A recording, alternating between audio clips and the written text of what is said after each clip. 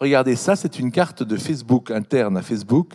Plus il y a de points blancs ici, plus vous avez d'échanges de messages Facebook entre des adhérents Facebook d'un même pays. Plus il y a de traits bleus, plus vous avez d'échanges entre les adhérents Facebook de pays différents. Et donc là, on voit vraiment les nouvelles routes de la soie numérique se faire par ces connexions entre les gens de différents pays. Eh bien, vous contribuez à changer de civilisation sans le savoir. Chaque fois que vous envoyez un email, chaque fois que vous postez sur Twitter ou Facebook ou Instagram ou ailleurs, on pourrait faire la même carte avec tous les autres géants du net, bien sûr.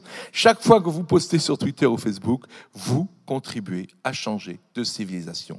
Mais alors, ce qui est tout à fait provoquant, c'est qu'il y a une exponentielle dans la nourriture.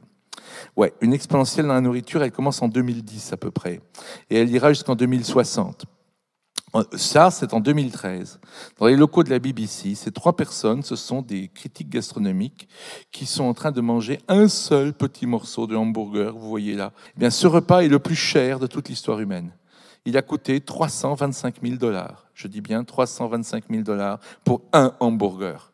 Pourquoi ? Parce que ce hamburger a été fait cellule après cellule en laboratoire. 2 ans après, le hamburger qui valait 325 000 $, eh ben, il coûtait 12 $. Il coûtait 12 $. Aujourd'hui, il est à 3 $. On est dans l'exponentiel. C'était il y a seulement 8 ans. Voyez. Et voilà, maintenant je vous présente la vedette de cette histoire qui s'appelle Psyché. Psyché est un astéroïde qui donc fait 200 km de diamètre. C'est beaucoup, c'est très gros. Il est quelque part sur l'orbite de Mars, mais il contient du fer, du zinc, du nickel, du cadmium, enfin plein de trucs. Et on estime que la valeur au cours actuel des matières premières sur Terre, des matières premières qu'il contient, c'est 847 400 milliards de milliards de milliards, il n'y a même pas de chiffre pour dire ça. Enfin, pour faire simple, c'est 10 milliards de fois le PIB mondial. Retenez cette bonne nouvelle, la matière première, c'est illimité, contrairement à ce qu'on raconte. Les matières premières sont illimitées à condition de lever la tête. Il faut avoir un peu d'imagination. Elles sont limitées sur Terre, mais elles sont illimitées ailleurs. L'idée d'antifragilité, c'est une idée très étonnante. C'est pas la résilience, non, c'est pas la robustesse. Un colis qui serait antifragile, chaque fois que vous donnez un coup de pied dedans, c'est le contraire d'un colis fragile, il se renforce. Un colis fragile, chaque fois que vous tapez dedans, il s'abîme. Et bien là, chaque fois que vous tapez dedans, le colis serait plus costaud, il ressort plus fort. Et vous dites, c'est pas possible, ça n'existe pas ça. Eh bien si, ça s'appelle la vie. La vie est antifragile. Vous coupez un arbre, il fait des meilleurs fruits. Vous taillez la vigne, elle fait du meilleur vin.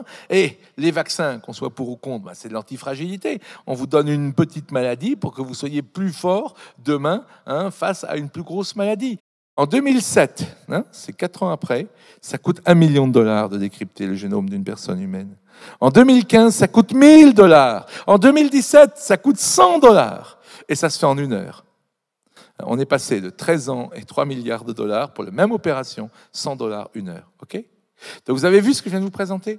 L'exponentiel dans l'énergie, l'exponentiel dans la santé, l'exponentiel dans la nourriture, l'exponentiel dans le spatial. C'est incroyable. Comme je dis souvent, on ne sait pas où on va, mais on y va, ça c'est sûr. Et on y va à toute vitesse.